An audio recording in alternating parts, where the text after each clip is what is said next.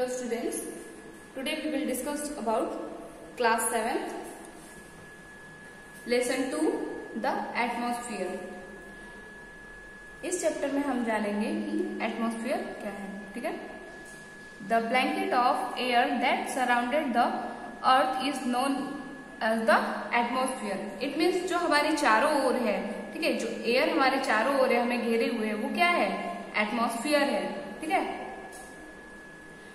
The atmosphere x tends more than 1000 kilometre above the earth space. It means क्या है, जो ये एटमॉस्फेयर है वो क्या है? अर्थ सरफेस से थाउजेंड्स ऑफ किलोमीटर्स ऊपर तक है। ठीक है, it is held in place by the earth force of gravity. और ये क्या है कि जो ग्रेविटी है वो क्या है? फोर्सफुली इस एटमॉस्फेयर को अर्थ सरफेस से जोड़े हुए हैं। ठीक है, अब हमारा टॉपिक है कॉम्पोजिशन ऑफ द एटमॉस्फेयर। ठीक है, air which makes up the atmosphere is a mixture of several gases. First है नाइट्रोजन, मैक्स अप अबाउट 78%। ठीक है, and oxygen about 21% of the total volume of the atmosphere. It means कि जो air है वो कई टाइप्स की जो गैसेस है उनका मिक्सचर है। ठीक है, सबसे फर्स्ट है नाइट्रोजन। नाइट्रोजन एयर में जो है वो 78% है, ऑक्सीजन 21% है पूरे एटमॉस्फेयर की वॉल्यूम का। ठीक है, कार्बन डाइऑक्साइड कितना है? 0.03% है, और अदर जो गैसेस है वो क्या है? 0.97% है। इसमें इंक्लूड है आपका आर्गन हो गया, ओजोन हो गया, वाटर वेपन्स हो गए। ये सारी चीजें क्या है? ये जो 0.97% गैसेस है उसमें ये सभी चीजें इंक्लूड है। ठीक है, उसके बाद देखेंगे some dust particles are also present in the atmosphere. और बहुत सारे डस्ट पार्टिकल क्या है? वो हमेशा ही क्या रहते हैं? एटमॉस्फेयर में अवेलेबल रहते हैं। ठीक है, although the gases present in the atmosphere are used up in certain processes। it means कि क्या है, ये जो सभी गैसेस है वो क्या है? एटमॉस्फेयर में क्या करती हैं? हमारे एटमॉस्फेयर में मौजूद है, और ये क्या करती हैं? हमारे लिए अलग अलग तरीके से, अलग अलग प्रोसेस से हम इनके क्या करते हैं? इन्हें यूज करते हैं। ठीक है, they are also release back in the atmosphere in other process. और क्या होता है? किसी अदर प्रोसेस से ही क्या होता है? फिर से एटमॉस्फेयर में ये गैसेस आ जाती है। ठीक है, thus the composition of the lower part of the atmosphere remaining fairly constant। it means जो एटमॉस्फेयर का सबसे लोअर पार्ट है वो क्या है? वो कांस्टेंट है हमारे लिए। ठीक है, नेक्स्ट हम देखेंगे atmospheric nitrogen is converted to nitrogen compound by lighting and by certain types of organisms such as nitrogen fixing bacteria, okay, presents in the soil or in the roots of some plants। it means क्या है कि जो हमारे atmosphere में जो nitrogen है वो क्या होता है? लाइटिंग के थ्रू अलग कंपाउंड्स में जो है वो कन्वर्ट हो जाता है। ठीक है, नाइट्रोजन कंपाउंड्स में, अलग अलग नाइट्रोजन कंपाउंड्स में कन्वर्ट हो जाता है, और कई तरीके के जो है ऑर्गेनिज्म बनाता है। और वो क्या होता है? नाइट्रोजन फिक्सिंग में जो बैक्टीरिया है वो क्या करते हैं? नाइट्रोजन फिक्सिंग में उसको हेल्प में ले लेते हैं। ठीक है, जैसे कि सॉइल में होता है, और रूट्स में होते हैं, और प्लांट्स में कुछ ऐसे बैक्टीरियाज होते हैं जो क्या करते हैं? एटमॉस्फेयर में जो नाइट्रोजन अवेलेबल है उसको क्या करते हैं? उसको फिक्स कर लेते हैं। ठीक है, कुछ बैक्टीरिया ऐसे होते हैं। Plants absorb nitrogen compounds and converted them to proteins. Plants क्या करते हैं कि जो नाइट्रोजन है उसे क्या करते हैं? एब्सॉर्ब कर लेते हैं और उससे प्रोटीन में कन्वर्ट कर देते हैं। ठीक है, animals take in protein by eating plants और अदर एनिमल्स। और जो एनिमल्स है वो क्या करते हैं? वो किस तरीके से लेते हैं? प्लांट्स को ईट करते हैं और अदर एनिमल्स को ईट करके ये जो प्रोटीन्स हैं उन्हें क्या करते हैं, ले लेते हैं। ठीक है। Nitrogen return to the atmosphere when denitrifying bacteria act on animal wastage and the dead bodies of plants and animals. It means क्या है कि जो नाइट्रोजन है वो एक साइकिल फॉर्म में चलता है। फिर क्या होता है, जो कि बैक्टीरियाज होते हैं, क्या है, डेंटिफाइंग बैक्टीरियाज जो होते हैं वो क्या करते हैं, एनिमल के वेस्टेज को और उनकी डेड बॉडीज को क्या करते हैं, फिर से उसको कन्वर्ट कर देते हैं नाइट्रोजन में। ठीक है। नेक्स्ट हम देखेंगे oxygen is used up in process like the respiratory of organism, the burning of fuel and the DK of organic matters. It means हम देखते हैं कि जो ऑक्सीजन है उसके बहुत सारे तरह के यूजेस हैं। जैसे कि हम देखते हैं रेस्पिरेशन में, इसमें सांस लेने के लिए हमें बहुत ज्यादा जरूरी है, और फिर जो फ्यूल्स है उन्हें बर्न करने के लिए भी जरूरी है, और जो ऑर्गेनिक मैटर्स हैं उन्हें डीके के लिए उनके ये भी बहुत ज्यादा जरूरी है ऑक्सीजन। ठीक है। It is replaced by the oxygen released by green plant during the photosynthesis. Similarly, the carbon dioxide used up during photosynthesis is replaced by the carbon dioxide released by the respiration of organism. It means क्या है कि ये cycle क्या है, complete होता रहता है। जैसे कि जो ऑक्सीजन है वो क्या करता है, फोटोसिंथेसिस के थ्रू ऑक्सीजन क्या होता है, रिड्यूस होता है। ठीक है। और जो कार्बन डाइऑक्साइड है वो क्या होता है, एब्जॉर्ब कर लिया जाता है, और ये जो साइकिल है वो ऐसे ही चलता रहता है। तो ऑक्सीजन और कार्बन डाइऑक्साइड क्या होता है, दोनों रिड्यूस और एब्जॉर्ब होते रहते हैं। ठीक है। Thus, nature has way to maintaining the balance of gases in the atmosphere. और इसी तरीके से जो नेचर है वो क्या करता है, गैसेस को मेंटेन करके बैलेंस करके रखता है। ठीक है। However, human activities are disturbing this balance by polluting the air. और कुछ ऐसे कारण हैं, एक्टिविटीज जो ह्यूमन करते हैं उससे क्या होते हैं, ये बैलेंस जो है डिस्टर्ब हो जाते हैं। ठीक है। जिससे कि क्या होता है, पॉल्यूशन हो जाता है, एयर पॉल्यूशन हो जाता है। ठीक है। Next, air pollution, any undesirable change in the composition of air is known as air pollution. It means कि अनडिजायरेबल जो भी चेंजेस अगर एयर में होते हैं तो वो क्या होता है, उसे एयर पोल्यूशन कहते हैं। ठीक है। This may happen if the process regulating the composition of air are disturbed, or if harmful substances are added to the air. Substances that cause pollution are called pollutant. It means क्या है कि अगर इसी तरीके से जो air है उसके जो अलग अलग गैसेस से मतलब मिक्सचर से बना हुआ है, तो अगर इसमें से कोई भी कम या ज्यादा हो जाएगा तो उससे क्या होगा, एयर पॉल्यूट हो जाएगा। ठीक है। और जो अगर इसी तरीके से ये प्रोसेस चलता रहा, डिस्टर्ब होता रहा, तो क्या होगा, ये ह्यूमन बीइंग के लिए हार्मफुल हो जाएगा, सभी के लिए हार्मफुल हो जाएगा। ठीक है। और जो ये पॉल्यूएंट हमेशा मिलते रहेंगे, जो इसमें मिल करके इसको क्या करेंगे, डिस्टर्ब करेंगे एयर को, वो पॉल्यूएंट कहलाएंगे। ठीक है।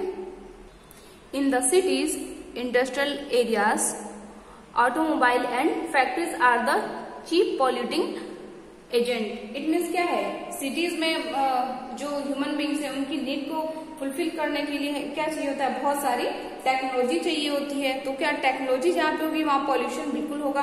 तो क्या है, जैसे इंडस्ट्रियल एरियाज है और ऑटोमोबाइल है, फैक्ट्रीज है, और ये क्या है, ये सारी मेन पॉल्यूटिंग एजेंट्स हैं। ठीक है।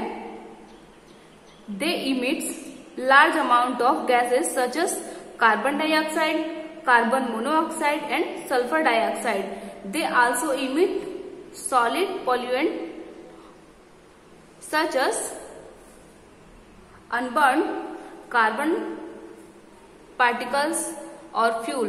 इट मीन्स क्या है कि ये क्या करते हैं, बहुत सारे तरीके के पॉल्यूएंट को बनाते हैं. ठीक है, जैसे अगर इंडस्ट्रीज होंगे तो उसमें तरह तरह के केमिकल यूज होंगे, तो क्या होगा, वो पॉल्यूशन मतलब एयर में मिल करके क्या होगा, एयर को पॉल्यूट करेगा, जिससे क्या होगा, बहुत वो हार्मफुल हो जाएगा सभी के लिए, ठीक है। पर ऐसा नहीं है कि सिर्फ जो है ह्यूमन बींग्स ही मतलब पॉल्यूट करते हैं एयर को, ठीक है। कुछ नेचुरल एजेंट्स भी है जो क्या करते हैं, एयर पॉल्यूशन का कारण बनते हैं, ठीक है।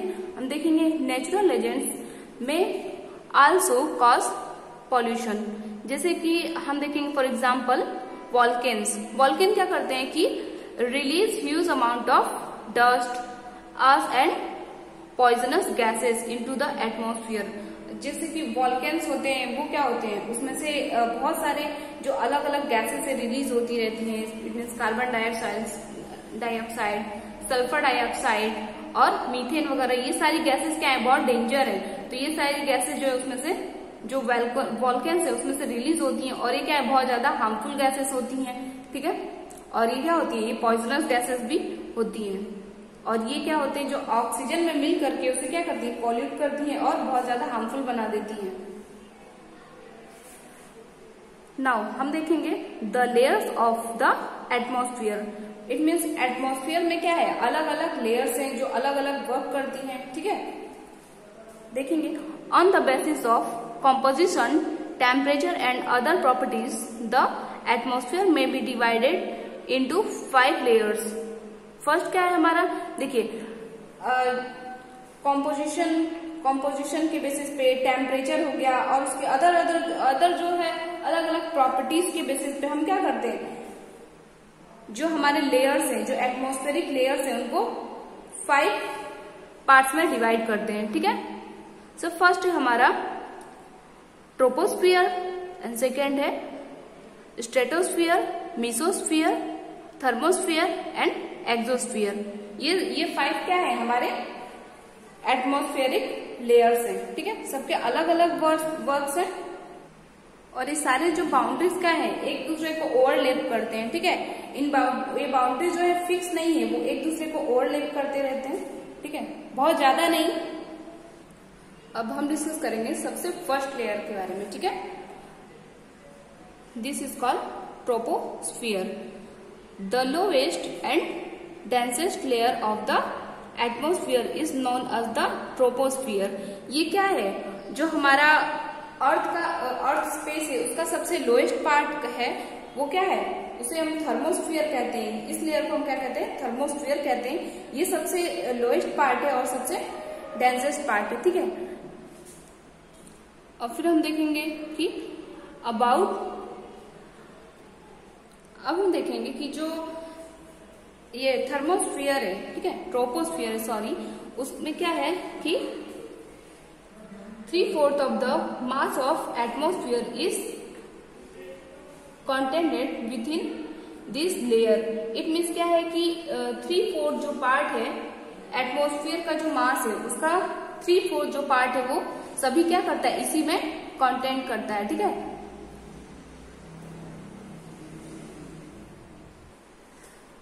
The extent of this layer is about 18 kilometers above the equator, but only about 8 kilometer above the 2 poles.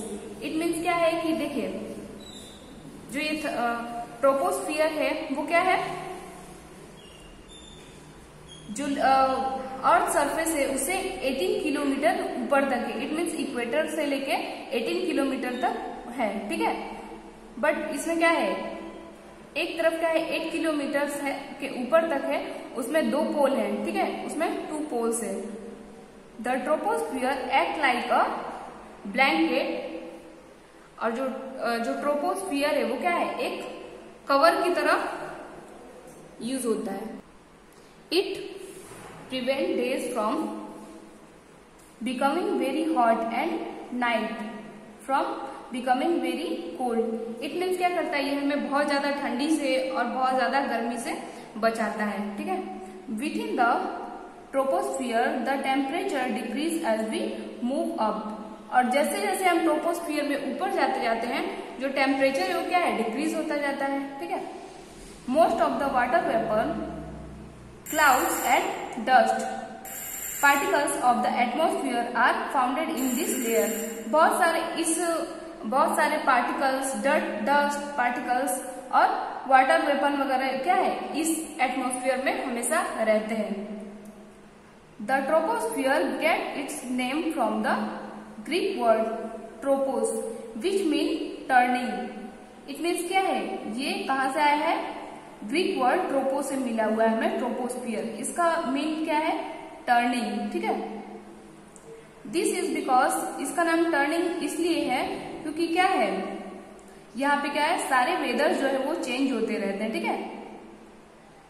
The experience take place in the troposphere. और हम क्या कर सकते हैं, हम क्या करते हैं, ये जो भी सीजन है वो क्या होते हैं, इसमें चेंज होते रहते हैं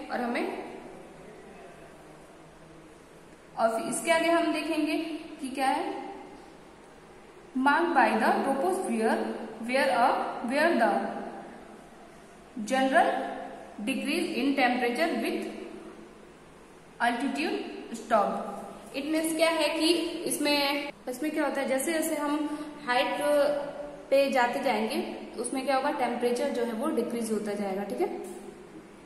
नेक्स्ट हम देखेंगे stratosphere. The stratosphere lies above the troposphere and extend to about 50 kilometers above the earth surface. It means क्या है कि जो स्ट्रेटोस्फियर है वो ट्रोपोस्फियर के ऊपर है और ये क्या है, 15 किलोमीटर अर्थ स्पेस से 15 किलोमीटर तक है, ठीक है। A part of the stratosphere is known as the ozonosphere. It means क्या है, स्ट्रेटोस्फियर को हम ओजोनोस्फियर के नाम से भी जानते हैं, ठीक है। और इसमें क्या है, ओजोनोस्फियर क्या करता है, जो सन से जो अल्ट्रावायलेट रेज आते हैं उससे हमें क्या करता है, प्रोटेक्ट करता है, ठीक है। ओजोनोस्फियर जो है वो क्या है, एक तरह का प्रोटेक्शन है, ठीक है, हमारे लिए। उसके बाद हम देखेंगे ये क्या करता है कि जो सन से अल्ट्रावायलेट रेज आते हैं उन्हें क्या करता है, एब्जॉर्ब कर लेता है, ठीक है, जो कि बहुत ज्यादा हार्मफुल होते हैं। नेक्स्ट हम देखेंगे mesosphere. The mesosphere lie above the stratosphere. It extend to about 80 kilometers above the earth surface. जो मेसोस्फियर वो क्या है, स्ट्रेटोस्फियर के ऊपर है, ठीक है, और ये कहाँ तक है, अर्थ सरफेस से 80 किलोमीटर ऊपर तक है, ठीक है। और इसमें क्या है, हाइट के साथ साथ जो टेम्परेचर है वो डिक्रीज होता रहता है, और टेम्परेचर इतना ज्यादा डिक्रीज हो जाता है कि वो क्या होता है, -85 डिग्री सेल्सियस तक पहुंच जाता है, ठीक है। और ये क्या होता है, इतना ज्यादा ठंडा होता है, इतना ज्यादा ठंडा होता है कि हम क्या हो सकते हैं, इससे बर्न हो जाते हैं। नेक्स्ट है हमारा थर्मोस्फियर। थर्मोस्फियर जो है वो मेसोस्फियर के ऊपर है और ये क्या है, 450 किलोमीटर ऊपर तक है, ठीक है, अर्थ सरफेस से। और इसमें क्या है, जो टेम्परेचर है वो क्या होता है, हाइट के साथ साथ टेम्परेचर भी इसमें इंक्रीज होता जाता है, ठीक है। हमारा जो एटमॉस्फेयर है उसका लास्ट लेयर है हमारा exosphere. The outer most layer of the atmosphere is called the exosphere. जो हमारा सबसे बाहरी आवरण है, लेयर है, ठीक है, उसे क्या बोलते हैं हम, एक्सोस्फियर बोलते हैं, ठीक है। The upper reaches of this layer merge with outer space. और ये क्या है, बहुत ज्यादा ऊपर पहुंचने पे क्या है, बिल्कुल आउटर स्पेस तक है, ठीक है। The temperature in the exosphere is very high. इसका जो टेम्परेचर हो क्या है, बहुत ज्यादा हाई है।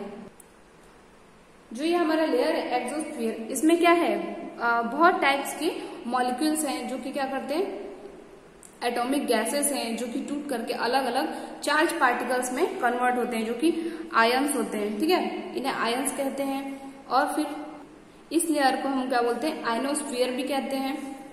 और इसी लेयर में क्या होता है, जो रेडियो वेव्स होते हैं वो क्या होते हैं, रिफ्लेक्ट होते हैं, ठीक है, वो सेंड होते हैं। जो ये आयनोस्फीयर है, सॉरी एक्सोस्फीयर है, वो कहाँ से स्टार्ट होता है, 50 किलोमीटर से लेकर के और 1000 किलोमीटर से अबव, मतलब उससे भी ज्यादा अर्थ सरफेस में है, ठीक है। थैंक यू स्टूडेंट्स, आपकी क्लास यहीं पे ओवर होती है।